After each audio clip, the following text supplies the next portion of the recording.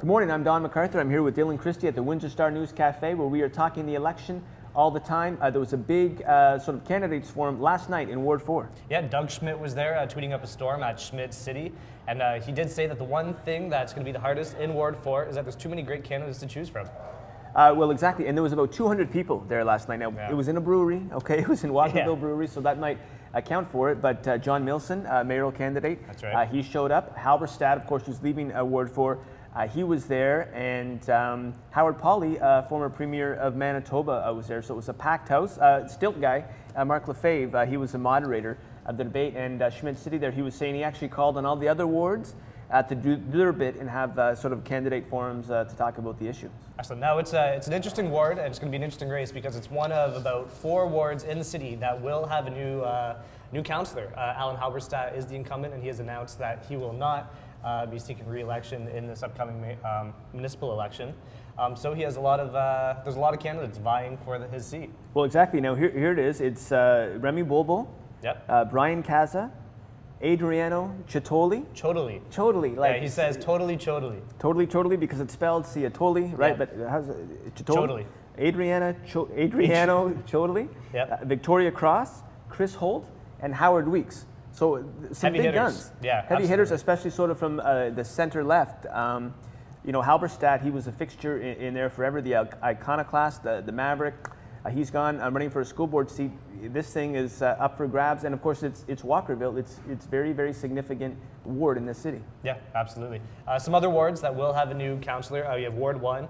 Now, of course, Drew Dilkins, he is running for mayor of Windsor.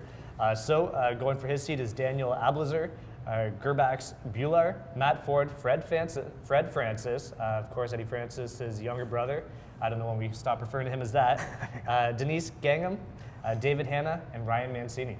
Who is the nephew, right, of Remo Mancini, who was like a Liberal MPP for 18 years. So he certainly has, has a pedigree there to run for office. Has some smarts on his campaign team. Everyone's given that one to Francis, but who knows? I mean, it's up to the voters.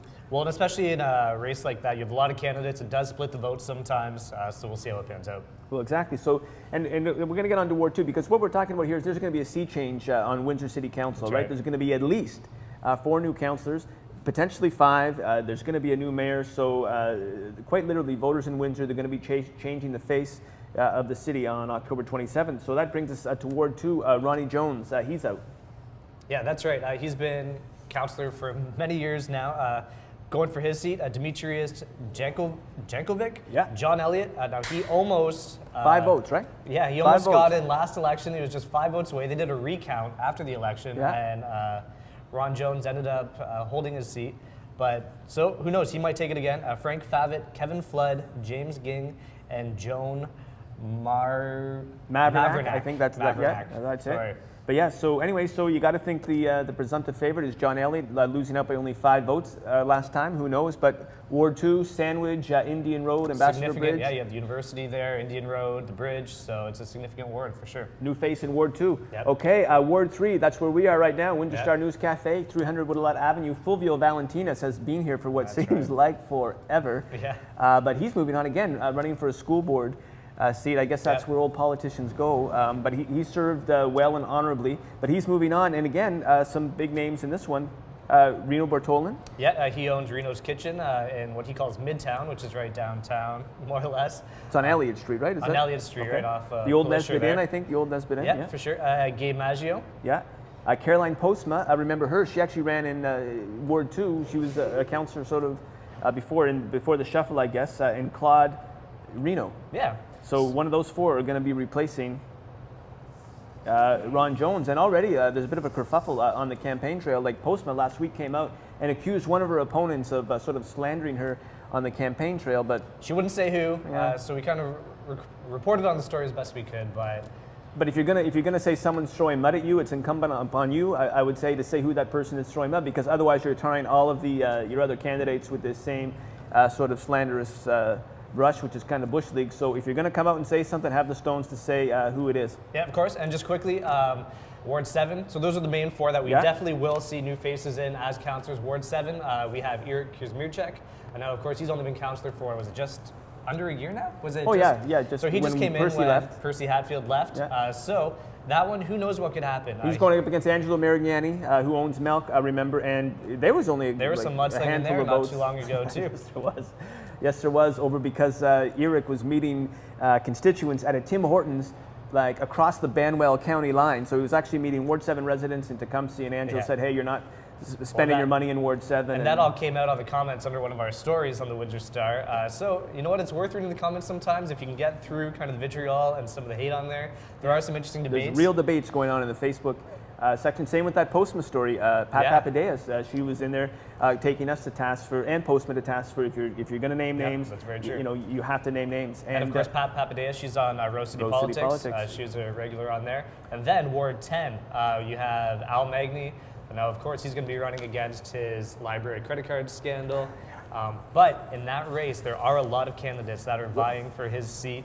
That could split the vote as well. But that will be a really interesting race to keep an eye on. Exactly. So this is another one that where the incumbent could go down to defeat. You have Paul Borelli, Wally Chafchuk, Mohammed Chams, Maria Fernandez, Matthew Isherwood, Al Magny, the incumbent, Jim Morrison. I wish I was in Ward 10 just so I could vote for Jim Morrison, Ride the Snake, LA woman, and then Santino Perrone.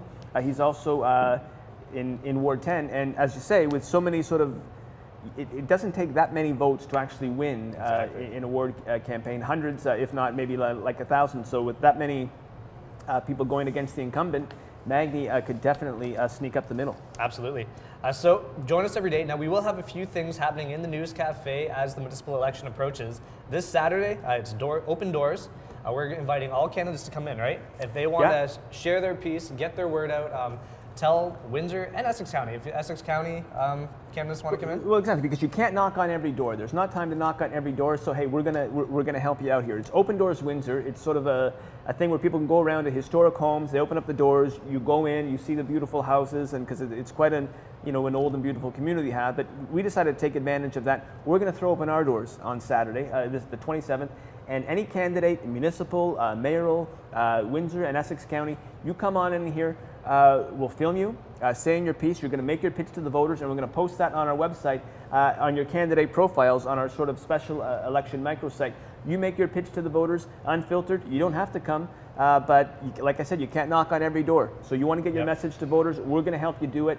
We're going to give you a soapbox. On the 27th, you come in here, you get your message to the voters, Open Door Windsor. Yep, consider this a formal invitation. Then, on October 14th, we're going to have our mayoral debate right here in the News Cafe. Exactly, it's going to be a lunchtime debate. We're going to stream it live to the web, and we've got the 3 front runners confirmed.